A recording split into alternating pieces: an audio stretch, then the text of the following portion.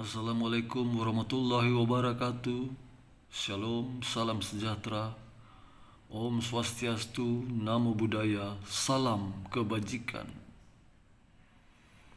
Sampai bertemu lagi di sampai bertemu perpisahan kapan? Selamat bertemu lagi. Cocok nih kayak pokoknya selamat kita ketemu lagi di channel YouTube saya Melon Jamelon. Bawang bombay merah putih murah meriah. Pokoknya begitu. Oke. Nah, kebetulan saat ini ada sebuah partitur lagu di sini. Bukan kebetulan, memang saya sudah siapkan untuk dihadirkan di sini. Ya, kebetulan saya menghadirkan sebuah partitur lagu yang berjudul Engkaulah Tuhan. Cuman saya tidak yakin betul apa memang judulnya ini lagu Engkaulah Tuhan. Karena waktu saya pertama aransemen ini lagu, saya tidak tahu juga siapa penciptanya. Itu saya yang aransemen, namaku Melon Elgura. Hanya memang waktu saya bikin ini lagu, dia lagi booming-boomingnya. Saya lupa tahun berapa. Oh, ada di lembaran terakhir paling bawah. Itu. Tetapi yang saya mau jelaskan di sini bukan soal bagaimana. Oh, tidak. Jangan dulu. Saya harus minta maaf dulu kalau nanti ini yang punya lagu dia lihat di YouTube. Ya. Saya mohon maaf belum tahu namanya. Terus apakah memang lagunya Engkaulah Tuhan? Judulnya Engkaulah Tuhan atau bagaimana? Jika salah saya mohon maaf yang sebesar-besarnya. Karena waktu saya bikin ini lagu, saya suka sekali ini lagu. Tuh hari ya saya suka. Jadi lagunya gini. Rapnya begini. Engkaulah Tuhan, Engkaulah Raja, berdaulat atas hidupku, ku berserah penuh. Begitu lagunya. Oke. Nah, seperti itu. Ini aransemen ternyata sudah banyak dinyanyikan, entah itu di GPIB, Bukit Setun, Immanuel, atau di paduan suara di Gereja Toraja, GTM maupun Kibait di lingkungan Kota Makassar, bahkan di luar Kota Makassar. Ya, tetapi yang saya mau jelaskan bukan tentang bagaimana lagu ini saya aransemen dan dinyanyikan oleh banyak orang. Ya, puji Tuhan bisa menjadi berkat. Tetapi yang ingin saya jelaskan di sini adalah bagaimana metode cepat untuk melatih sebuah paduan suara atau vokal group dengan partitur yang seperti ini. Oke, jadi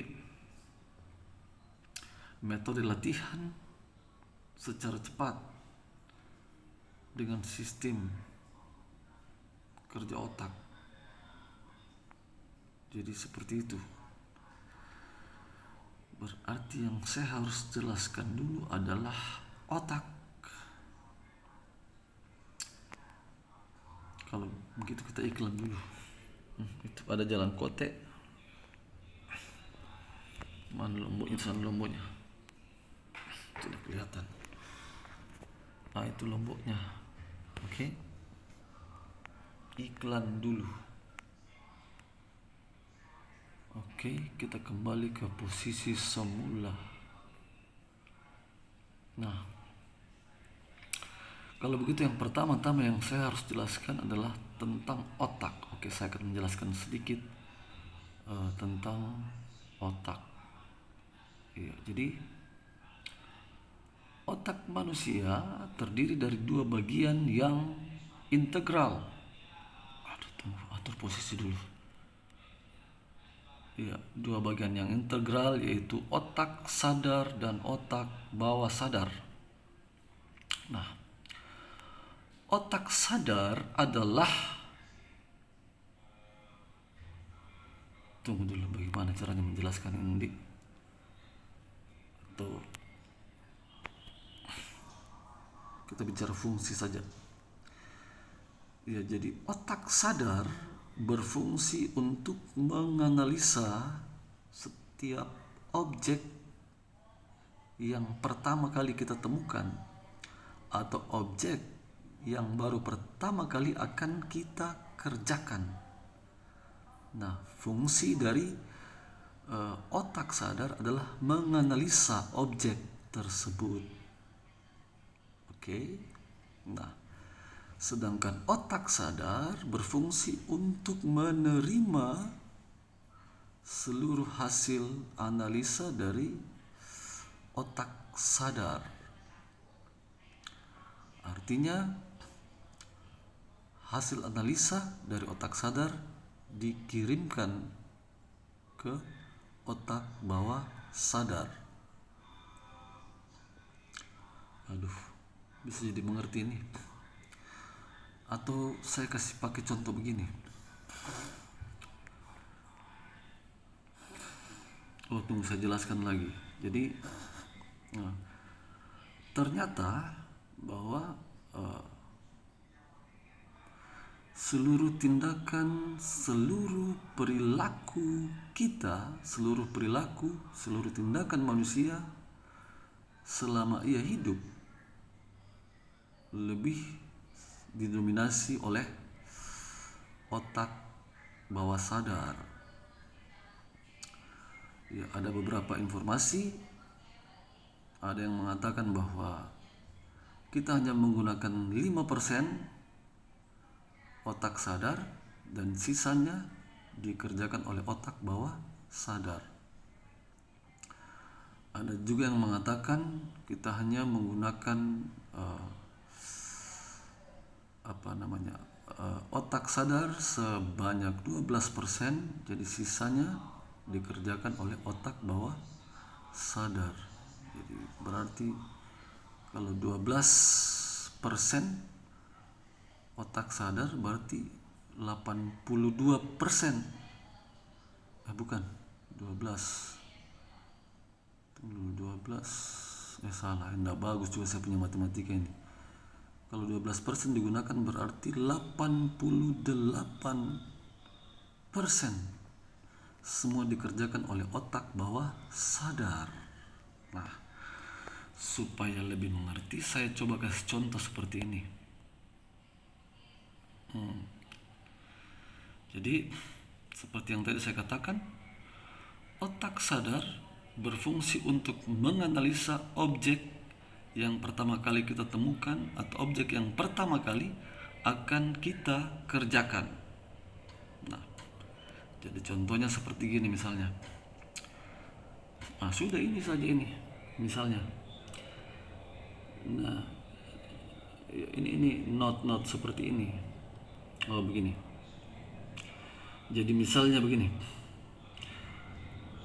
Kenapa ya saya bisa bikin aransemen seperti ini, menyusun not angka seperti ini? Itu kenapa bisa ya? Gitu.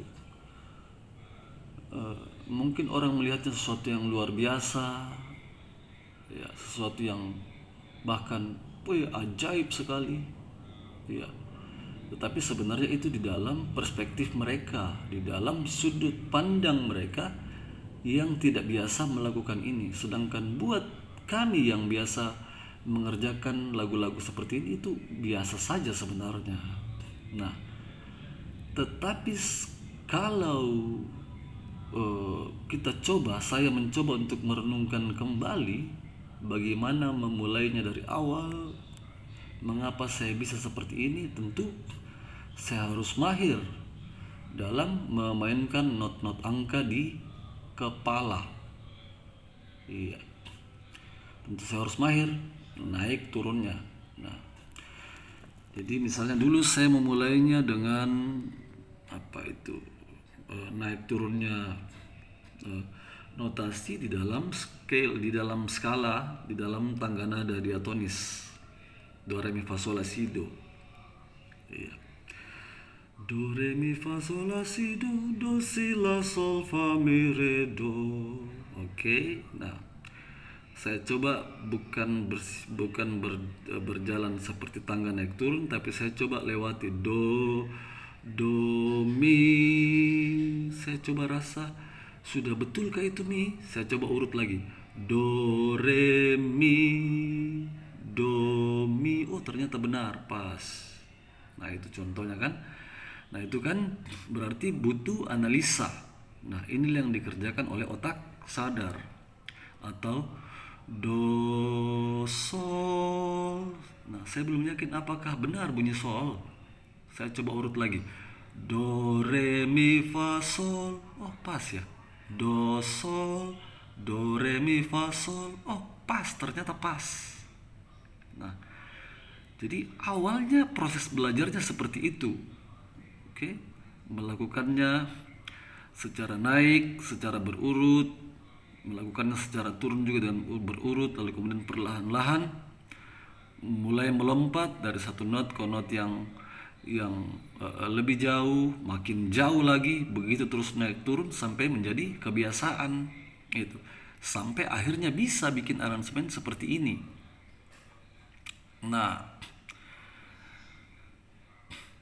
jadi awalnya itu butuh ekstra analisa, dan itu tentu saja dikerjakan oleh otak bawah. Itu dikerjakan oleh otak sadar.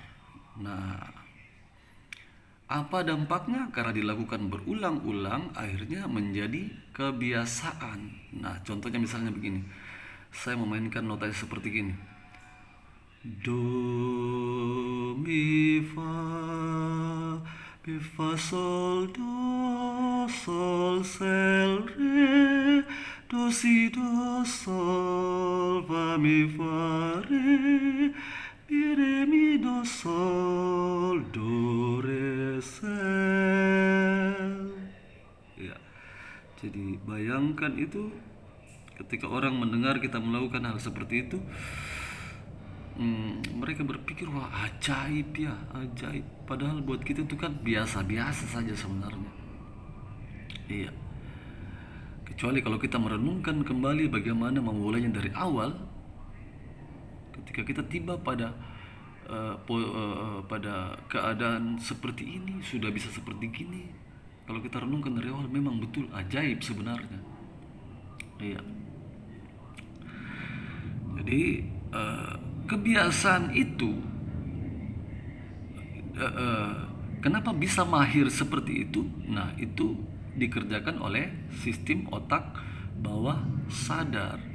Artinya sudah dilakukan berulang-ulang pada proses analisa di otak sadar, dilakukan berulang-ulang, lalu kemudian otak sadar akan mengirimkan informasi yang dilakukan berulang-ulang itu ke sistem otak bawah sadar. Akhirnya sudah menjadi kebiasaan, tidak butuh analisa lagi, tidak mesti butuh analisa. Atau paling bagus kita pakai contoh begitu, ya itu tadi salah satu contoh. Atau kita pakai contoh yang lain, misalnya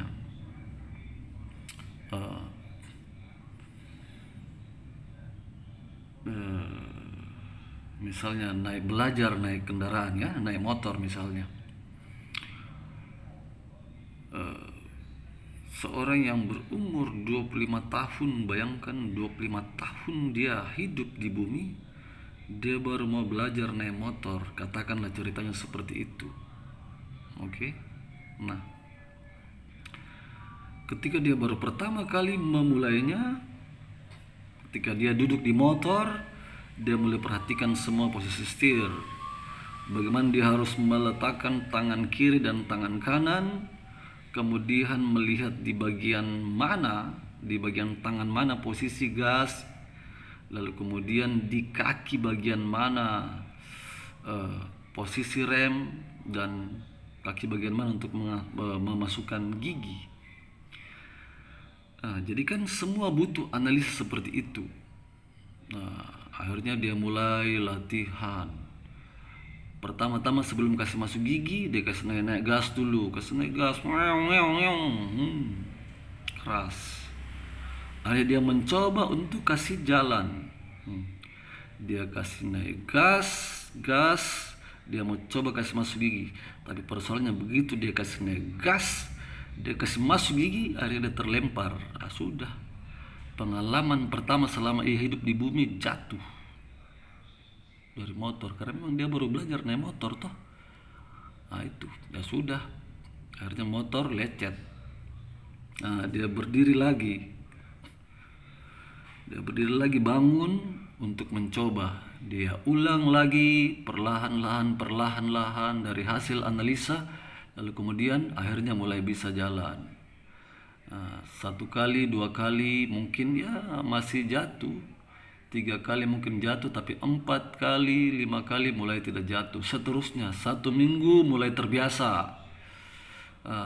Masih juga butuh analisa sedikit.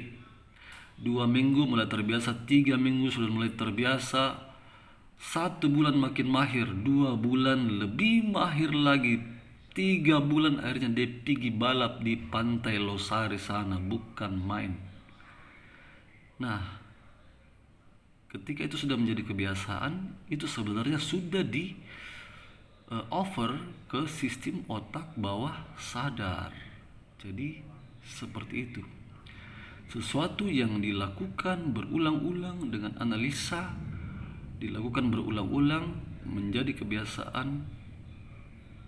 Nah, menjadi kebiasaan di over ke otak bawah sadar. Jadi otak bawah sadar melakukan semuanya tanpa analisa lagi. Jadi seperti itu. Ya, misalnya ya kita minum atau makan dengan sendok, memasukkan sendok ke mulut itu tanpa harus berhati-hati lagi, tanpa harus dilihat. Iya. Atau memasukkan bibir gelas ke mulut, kalau itu salah, kalau tiba di hidung, itu berarti dia harus ulang lagi, dia butuh analisa lagi. Tapi kan tidak seperti itu. Umumnya orang melakukan itu dengan sistem kerja otak bawah sadar. Itulah sebabnya dari awal saya mengatakan bahwa seluruh perilaku, seluruh tindakan kita di bawah matahari sebagian besar dikerjakan oleh otak bawah sadar. Iya. Jadi seperti itu. Nah, sekarang bagaimana untuk kita melakukannya dalam metode latihan seperti ini? Saya akan lanjutkan pada konten yang berikutnya, karena ini sekarang saya sudah baku janji sama Om Ape untuk ketemu di Warkop Pojok. Oke, jadi untuk melanjutkan pada konten berikut, makanya di like, dinonton dulu, nonton, like, subscribe. Di samping subscribe itu ada tombol lonceng, itu tekan, tunggu belah, kasih hancur atau jangan. Kalau kasih hancur juga berarti nanti kau tidak nonton saya punya konten. Intinya begitu, tekan tombol lonceng. Setelah subscribe, tekan tombol lonceng supaya konten yang berikut untuk menjelaskan tentang metode cepat seperti ini akan teman-teman temukan pada konten berikut. Oke, sampai di sini dulu, sampai bertemu di konten berikutnya. Bawang bombay merah putih murah meriah.